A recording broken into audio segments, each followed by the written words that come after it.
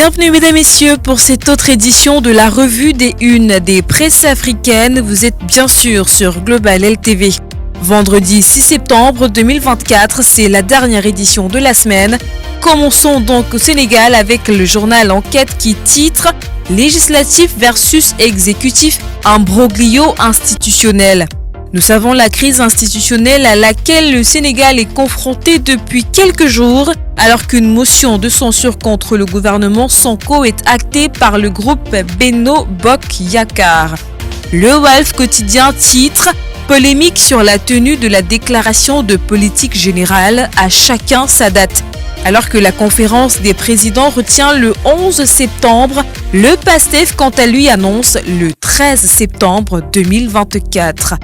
Le Vox Populi, le journal met en grande une la tension à son paroxysme, le baroud d'honneur. Les députés de BBY veulent forcer le Premier ministre à tenir sa déclaration le 11 septembre 2024. Le président du groupe Benno, en la personne d'Abdou Bow, s'est exprimé. Il dit, je cite, « Le Sénégal attend autre chose de vous que l'esquive ». Le même journal stipule que le groupe Benno Bokk Yakaar a imposé la date du 11 septembre en piétinant les dispositions de l'article 97 du nouveau RIAN. D'ailleurs, Amadou Ba déclare « Ce n'est pas à l'Assemblée de fixer la date mais au Premier ministre lui-même ». Allons à présent au Cameroun, le quotidien Cameroun Tribune qui édite à sa une « Coopération Chine-Afrique, le meilleur reste à venir ». Les relations entre l'Afrique et la Chine vont bon train. L'Empire du Milieu a annoncé le lancement de 10 programmes pour soutenir l'industrialisation et la modernisation du continent.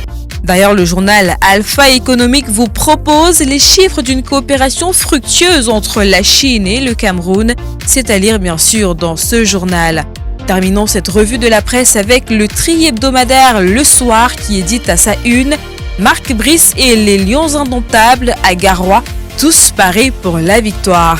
Dans le cadre des éliminatoires pour la Coupe d'Afrique des Nations 2025, le Cameroun affrontera donc la Namibie au stade Rumbe Adja, c'est à Garoua, lorsqu'il sera 17h précise. C'est ici que nous mettons un terme à cette édition de la revue des unes de la presse africaine, dernière sortie de cette semaine. Mesdames, Messieurs, merci d'avoir suivi. Restez en compagnie des programmes de Global LTV et on se retrouve la semaine prochaine. Prenez soin de vous.